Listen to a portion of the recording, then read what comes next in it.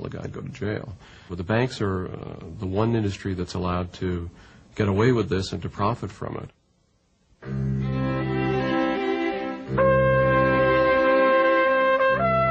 Alexander Hamilton became the first Treasury Secretary, and in 1791 set up the first Bank of the United States as America's central bank to expand the supply of paper money for the benefit of the government and the commercial banks. Alexander Hamilton believed in a strong central government, and he saw a central bank as one of the means by which the government could be centralized and by which its power could be expressed. Thomas Jefferson opposed this view. He saw a central bank as an undemocratic tool of the northeastern banking establishment. It was dismantled after 20 years. Jefferson was an opponent of a strong central government, and at all costs wanted to remove the central bank. In 1816, the federal government made another attempt to set up an inflationary central bank. But this second Bank of the United States was denounced by President Andrew Jackson as a monster bank for benefiting a few at the expense of many. They inflated the money supply, which brought about a boom initially, that is prosperity to the country, followed by a bust. When they stopped inflating the money supply, many businesses that had depended on the low interest rates that were introduced or induced by the initial inflation went out of business. Jackson succeeded in abolishing the second central bank in 1836. But by then, speculators had set up hundreds of new private banks with little or no gold to back the notes they issued. The nation's monetary system became more stable when the United States introduced a gold standard in 1834. The dollar was worth approximately 1/20th of an ounce of gold. The gold standard was understood by the Founding Fathers, by Andrew Jackson and others, as being a money of the people. That is, it was a hard money, a money that could not be tampered with, that could not be inflated to permit government expenditures skyrocketing. But by 1862, Abraham Lincoln needed to fund his invasion of the South. So once again, the government began to print up paper money. Basically, the United States went off the gold standard in order to finance the Civil War. Okay. And you'll find in history that almost every large war, every major war, has involved a departure from the gold standard. Because the gold standard puts strict limits on government financing. Lincoln's notes became known as greenbacks because they were printed in green ink rather than the usual black ink on the reverse side. These so-called fiat notes were deemed legal tender by the government, but they were not redeemable in gold. Lincoln, under cover of war, issued tremendous numbers of greenbacks. Gold was still circulating, but people were forced to accept these greenbacks as if they were at par with gold. The government's power to print unbacked paper notes would later become the pillar of the Federal Reserve System.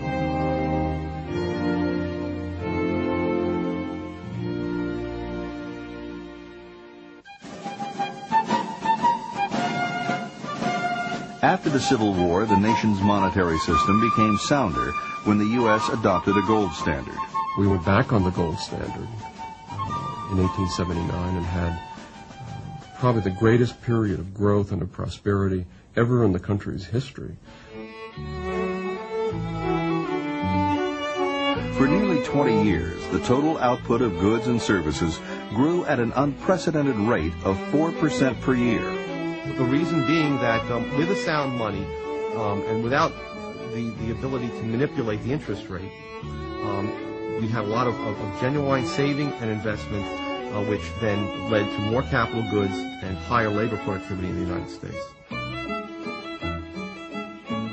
In the midst of this prosperity, the big industrialists and financiers were plotting to expand their empires with the help of government. With the passage of the Interstate Commerce Act of 1887, the large railroads succeeded in blocking their smaller competitors through regulation. The ICC was put in place in order to protect the railroad owners from competition. Okay, it was not the case that it was going to protect consumers or shippers. In fact, Consumers were hurt because ultimately, with higher railroad rates, they were forced to pay higher prices for the goods and services that were shipped across the country. By 1896, they were poised to do the same thing with the banks. Two camps emerged as leaders in this economic war. They were led by J.P. Morgan, the world's most powerful private banker, and John D. Rockefeller, the oil tycoon. Morgan and Rockefeller were great adversaries, but despite their business differences, they both favored a central bank. They wanted cheap credit and an inflated money supply to finance the expansion of their empires. Together, they led the campaign to sell the idea to the American public, which later led to the founding of the Federal Reserve. If the American people got wind of the fact that this bank was not in their interests, okay, if in fact they understood that it was in the interests of the financial elites who would use it to inflate the money supply and in doing so increase their own revenues, there would have been hell to pay. The legislation would have never passed under those conditions. So it had to be sold to the American people as a way of making their currency more elastic. The bank reform campaign received a boost in 1907 when there was a run on some of New York's biggest banks thanks to their fractional reserves. Panic spread among depositors who got wind of the bank's insolvency and tried to withdraw their money. The Knickerbocker Trust failed, and two other institutions went to the brink of bankruptcy despite a $35 million bailout from J.P. Morgan. Wall Street swiftly adopted the fear of bank failures to sell the idea of a central bank, or lender of last resort, to the American public. And so the Federal Reserve was to be the lender of last resort. In case any bank got into trouble, they wouldn't have to worry. They'd get the cash from Washington, D.C. The question is, however, whether it is really desirable to have such a thing as a lender of last resort. The correct position appears to me that every single bank should be responsible for its own debts and contractual obligations.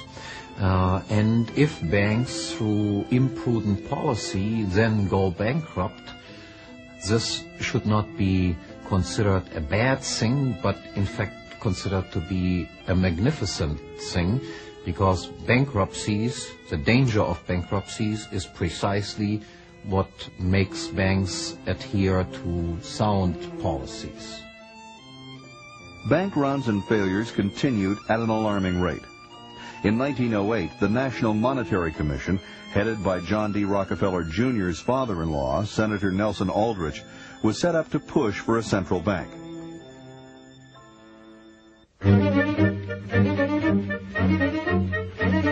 In November of 1910, under the guise of a duck hunting trip, 6 men took a secret train ride to an exclusive private club on Jekyll Island, Georgia, to write a central banking act. The classified gathering read like a who's who of American banking. There were 2 Rockefeller men, Aldrich and Frank Vanderlip of the National City Bank of New York, 2 Morgan men, Henry P. Davidson from Morgan Bank, and Charles D. Norton, president of Morgan's First National Bank of New York, Paul Warburg, a Kuhn Loeb partner, and Assistant Treasury Secretary A.P. Andrew, who was friendly to both camps. They spent a week at the luxurious club as Morgan's guests, crafting the proposals that would form the basis of the Federal Reserve System. It would be 3 years before their vision was realized. Just before Christmas 1913, the Federal Reserve Act was passed by Congress and signed by President Wilson. It established a Federal Reserve System to oversee monetary policy and regulate the commercial banks.